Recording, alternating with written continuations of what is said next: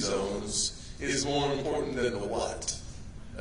To get to where we want to go in life, sometimes we have to spend a few minutes taking a step back so that we can appreciate the why that motivates us to develop the legislation. And for me, as some have heard before, that the why for me is as a kid growing up in a single-parent household, mired in poverty, stressed and distressed, feeling hopeless and adrift. I had the good fortune of meeting a small business owner who taught me that all things were possible. And for me, those lessons started at a movie theater.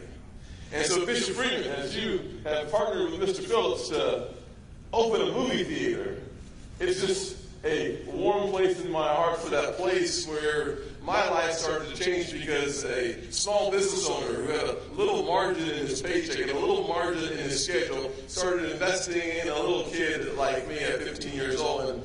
And thank God he came along. Now, I had a praying mama. Can we say thank God for some praying mamas out there? I had a praying mama who was working day and night. And as I told the story several times before around South Carolina, I unfortunately, Mr. Vice President, if you can hear me back there, flunked out of high school. I apologize to her and to you, sir. And my mother was always the kind of woman who wanted me to shoot for the stars, and if you miss, you'll shoot for the moon, and if you miss, you'll be among the stars. Well, the year I failed out of high school, she took me outside and introduced me to a new form of encouragement. She showed me a tree. Now, for those of you unfamiliar with the psychology of a switch, I found it that day. And soon thereafter, she taught me the power of motivation through the power of a switch. Now, I know that my friends in the audience, like Mark, may not be familiar with the switch because they're really good students. But the switch is a southern apparatus of encouragement. She warmed me up, and I got my act together and went on and did some other things. It's that kind of a why, though, of being hopeless myself. It's that kind of why of being lost myself. That when I had a chance as a senator to create legislation to hopefully have a positive and powerful impact in places where people like me feel like I did. The opportunity zones, to me, is that olive branch of hope. It's that notion that everyone in every place at any time should be blessed with opportunities. And I am thankful that we were able to get that passed, and it's now law. And there was no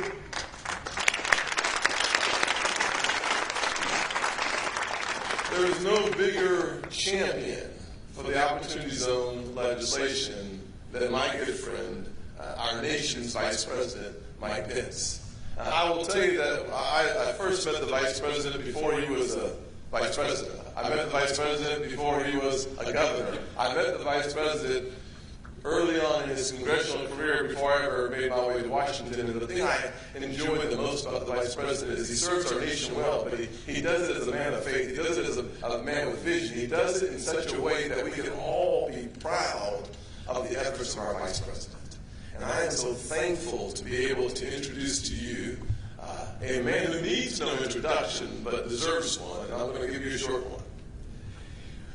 When you're a freshman member of Congress and you're trying to find a bathroom, me, and you run into someone who's willing to help you understand the ropes in Washington, but also understands and appreciates doing it with integrity and with character and with competence, and he becomes your friend, and then he rises to the level of being Vice President, but he still remembers where he's from, who he loves, and why he serves. We're blessed. Next speaker, our Vice President. Please stand and welcome Mike Pence.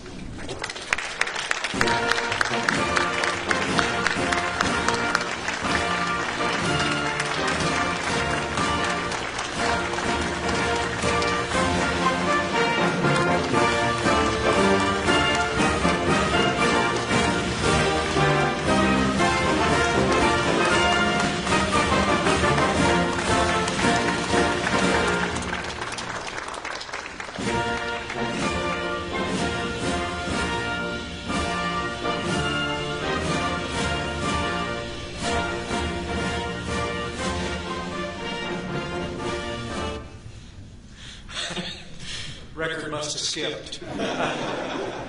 Thank you all. Thank you for the warm welcome. Please be seated. It is a real joy to be with each and every one of you.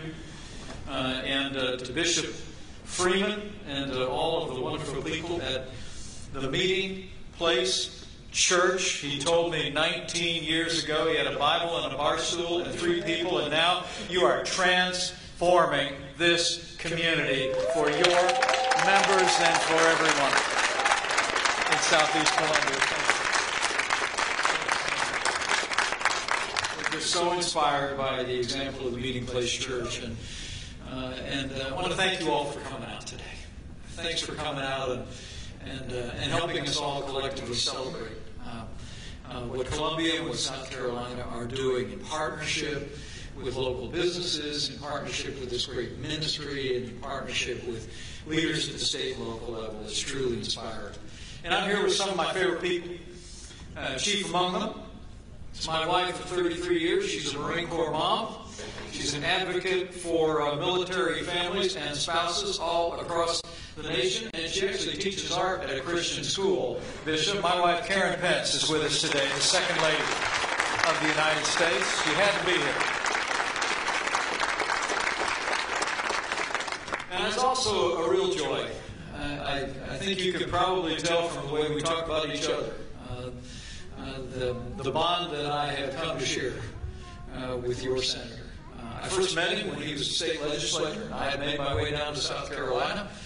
I sensed his quality, I sensed his integrity and his faith from the first time that we spoke. Little did I know that we would serve together in the United States House of Representatives, and you can imagine how inspired I was to see him take his role and be re-elected as the junior senator for the great state of South Carolina. Would you stand up and join me in thanking Senator Tim Scott for his presence and his great leadership?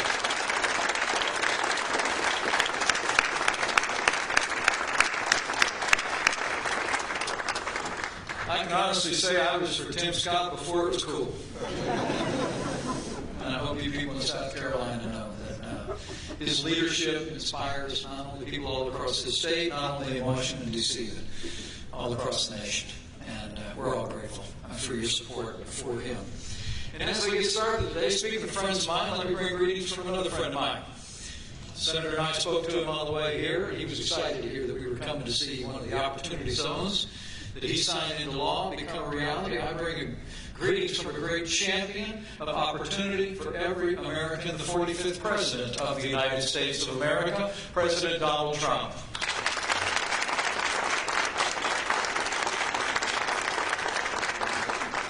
I was excited to be here with you today, and particularly to be here this month, to see the way this community is pulling together the extraordinary entrepreneurial energy that's gathered here, the way your political leadership at the national level has rallied around making new opportunities available for people all across northeastern Columbia. And it's also meaningful to be here in this community, particularly since it's Black History Month. It's a month each and every year where Americans pause to celebrate the extraordinary accomplishments and contributions of African Americans to the life of this nation, from business to the arts to sciences, politics, to armed forces, to law enforcement, every field of endeavor. As President Trump said in issuing his proclamation this year, and I quote, "The examples of heroism, patriotism, and enterprise of African Americans throughout our history have given people of all backgrounds courage, confidence, and faith to pursue their dreams." And we celebrate Black History Month with all of you.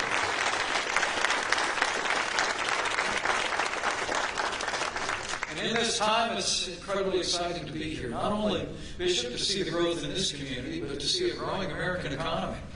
It's inspiring to think that since Election Day 2016, businesses large and small have created 5.3 million new jobs all across the United States. Wages are rising at a faster pace than any time in decades. They're growing the fastest for blue-collar workers across the country. And in this rising economy, in just 2 years, nearly 5 million Americans have lifted themselves off food stamps. This economy is growing. And it's the result of the energy of our people. and the policies we've advanced. South Carolina is no exception to this boom. South Carolina has added nearly 80,000 jobs over the last 2 years, and South Carolina is now enjoying the lowest unemployment rate in the history of the great state of South Carolina. It is incredible to see. But as Senator Scott knows, and I expect many of you appreciate, it's been a result of not of good timing, but it's been a result of good policies. From the outset of this administration under President Trump's leadership, with your Senator's strong support, we've been cutting taxes, rolling back regulation, unleashing American energy, negotiating better and fairer trade deals, opening up opportunities for American exports as never before. And in the midst of all of those reforms, we passed legislation that included what comes to be known as opportunity zones. That's expanding opportunities here in Northeast Columbia and all across America. And Senator Tim Scott was the champion of this transformational reform. It's true. One of the things Senator Scott and I bonded on early on was our affinity for a guy by the name of Jack Kemp, who was a mentor of mine. And he actually was Secretary of Housing and Urban Development during the first Bush administration. And it was then that he first began to talk about this concept.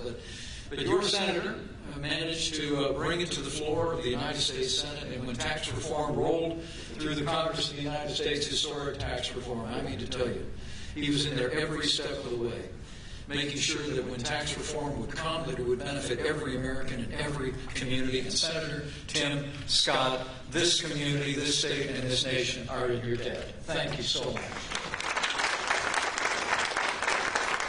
Opportunity zones. Those of you not fully aware are areas of the country that for too long have been left behind. Many of the nearly 35 million Americans who live in these places still struggle to find work, to make ends meet. Tim and I were talking on the way here of the time that we had both traveled to Philadelphia. We were there for a conference. We were both members of Congress. And we were in inner-city Philadelphia, so we made a time to stop by a local ministry, a homeless shelter. I'll just never forget the conversation that I had with an African-American man about my age. Remember, he looked at me and he said, "Mike, you know, it's just not like it was when you and I were growing up." And I said, "Well, how do you mean?" And he looked at me and he just said, "Well, you know, when I was growing up," he said, "sure, there were some people that didn't want to work, but you could always find a job if you wanted one." But he looked at me and he said, in 2010, he looked at me and said, "There's just no jobs." He said, "Young people today are faced with a lack of opportunity, not a lack of will." And I have to tell you, we reflected on that experience, and to see the progress that we've been making in our economy broadly, but also in this transformational idea of opportunity zones. It's all about making sure that as the American economy expands, it's going to expand for every American. And that's exactly what we've done here. This program encourages private new investment in areas that start business, rebuild infrastructure, unlock hidden potential. And not like I need to tell the people of this area anything about that, because the men and women of this great congregation and businesses in the area have come together for one of the very first opportunity zones to roll out in America since this legislation was signed into law. And after 11 years of abandonment, the Capitol 8 Theater is a reality, and it's creating jobs and opportunity and energy in this growing community. I mean, it's amazing to me, Bishop, to think about what you've accomplished here. And the leaders of this church saw that potential and saw the opportunity to put people to work, but also to create a magnet for more investment in this area, bringing people into the community and bringing new businesses into the community and rebuilding it bigger and better than ever before. The truth is, opportunity zones help address unique needs by forming partnerships between the federal government with regard to tax benefits, state and local leaders and local investors, to create that incentive that makes it even more possible for people to invest at the point of the need. As President Trump said just a few months ago when he established what came to be known as the White House Opportunity and Revitalization Council, which is going to be coordinating efforts and identifying opportunity zones all across the country. As the President said, and I quote, "No citizen will be forgotten, no community will be ignored, no American will be left on the sidelines. We must unlock the potential of all our people, not just some of our people." And that's what opportunity zones are doing right here in Columbia.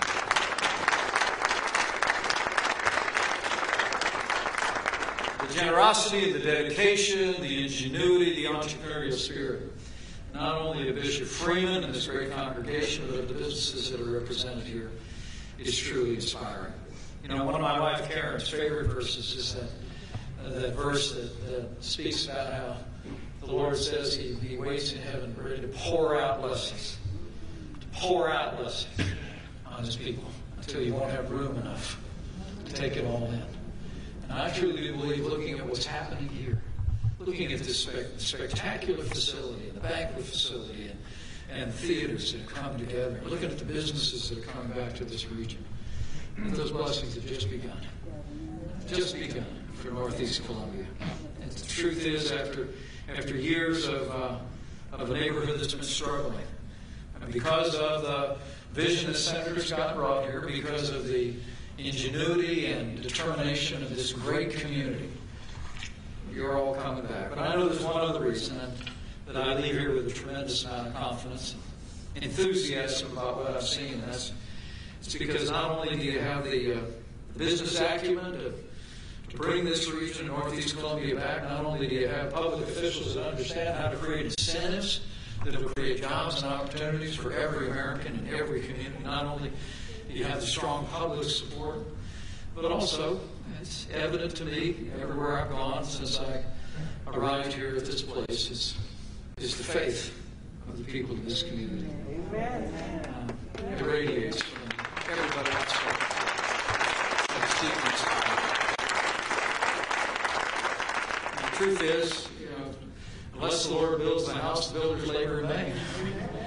And I know that you all are building on a foundation of faith here. And it's on that foundation that throughout our nation's history, it's always been on that solid foundation that we've been able to bring people together around the point of the need, to ensure that opportunities and blessings reach everyone in our community. And so I want to thank you for your inspiring example. Bishop Freeman, I want to thank you for your warm hospitality today and for the inspirational example of the Meeting Place Church. Senator Scott, I want to thank you for your tenacious advocacy of opportunity zones as we debated tax reform just a few years ago. And lastly, I just want to thank all of you here across the Columbia community and across South Carolina who are gathered here to really celebrate what is great progress, but I think it's just the beginning. So I really do believe with the strong leadership of President Trump, Senator Scott, your other representatives in both parties in Washington, D.C., championing policies that create opportunities for all, with your strong state and local leadership, with this great business community with such large hearts and generous spirits, and with a community of faith, and with God's help. The best days for Northeast Columbia, for South Carolina, and America are yet to come, and there'll be days of opportunity for all. Thank you very much. God bless you. God bless America.